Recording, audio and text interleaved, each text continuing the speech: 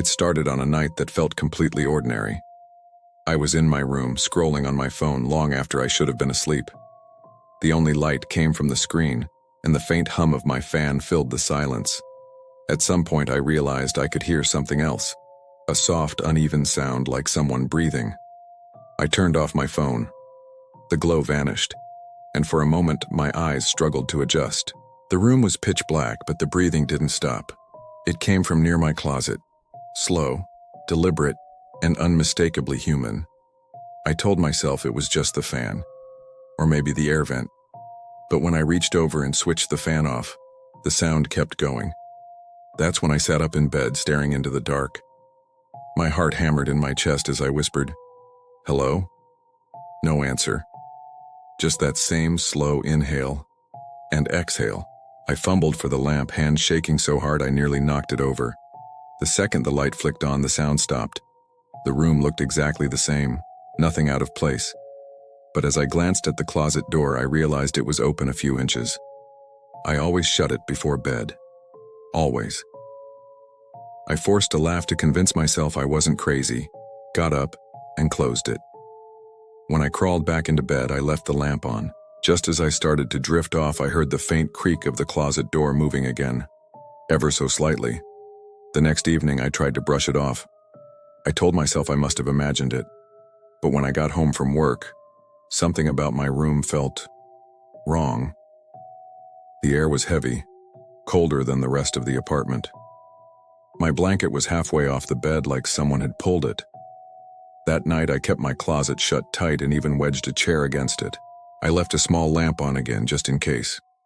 Around 2 a.m., I woke up because I thought I heard whispering, not from outside, from inside my room. I held my breath, listening. It was faint but clear, a low, raspy murmur, too soft to make out words. Then came a gentle tap, tap, tap, like fingernails brushing against the wall behind my headboard. I turned over, trying to tell myself it was pipes, or maybe a mouse. But then the tapping moved, across the wall, higher up, closer to the ceiling. It stopped right above my bed. I froze. A single, long creak echoed from the closet door, even though the chair was still wedged tight. My heart was pounding so hard I thought it would wake the neighbors. Then, from the darkness near the closet, I heard that breathing again. Slow. Human. Closer this time. By the third night, I was terrified to sleep in that room. But it's not like I had anywhere else to go. I left the lights on again and tried to convince myself nothing would happen if I just ignored it.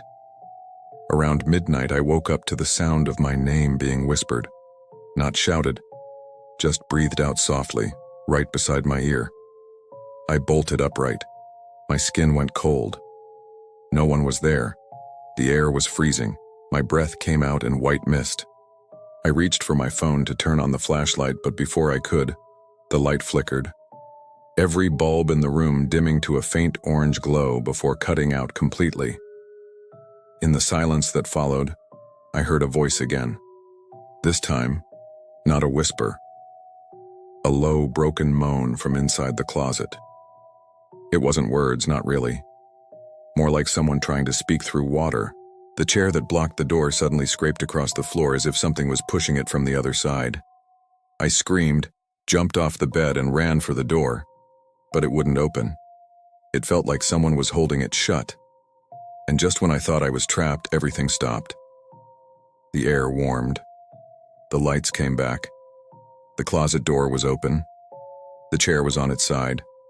Nothing else moved. But I could feel it. Something in that room was aware of me now. The next few days were a blur of exhaustion. I barely slept. Every time I shut my eyes, I felt watched. I started leaving the room during the night, sleeping on the couch, but even then I'd wake up to noises coming from my bedroom. Faint, deliberate footsteps pacing across the floor.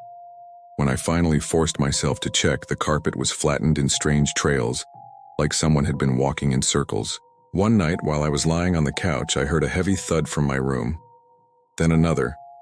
Then footsteps coming down the hall. Slow, dragging, uneven. They stopped right outside the living room door. I stared at the doorknob, holding my breath. It didn't turn, but I could hear breathing again, that same uneven human rhythm. Then, the sound moved. Across the hall, back into my room. The next morning, my door was wide open, and something new was written in the dust on my dresser. One word, smeared in faint gray streaks: stay. After that, my room started to smell faintly of something rotten. At first, I thought maybe something had died in the walls. A mouse, maybe. But when I asked maintenance to check, they found nothing. The smell got worse at night. It would fill the room, thick and cloying, like wet soil and decay. One night I followed the smell to the closet. It was strongest there. I crouched down and noticed that one floorboard near the back looked slightly raised.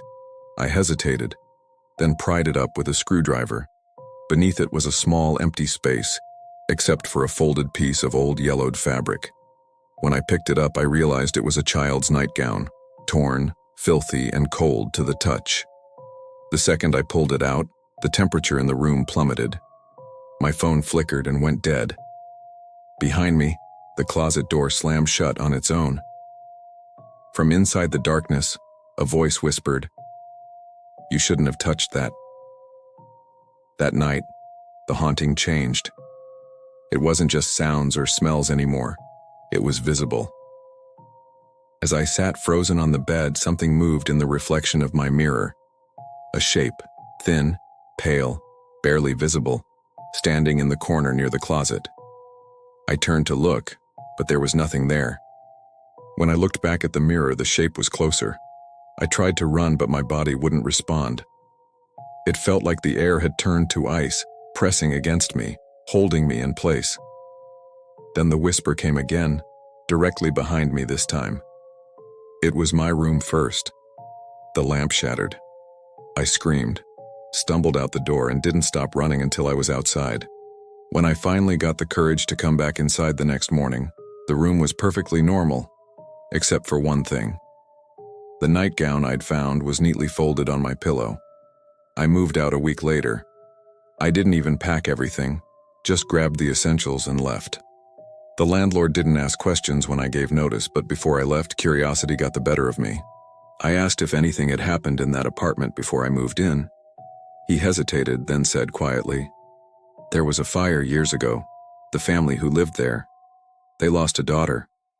Her room was yours." That night in my new place, I unpacked my bags and tried to convince myself it was over. But when I went to bed, I noticed something that made my blood run cold. My closet door was open, and from the darkness inside, I heard that slow, steady breathing again.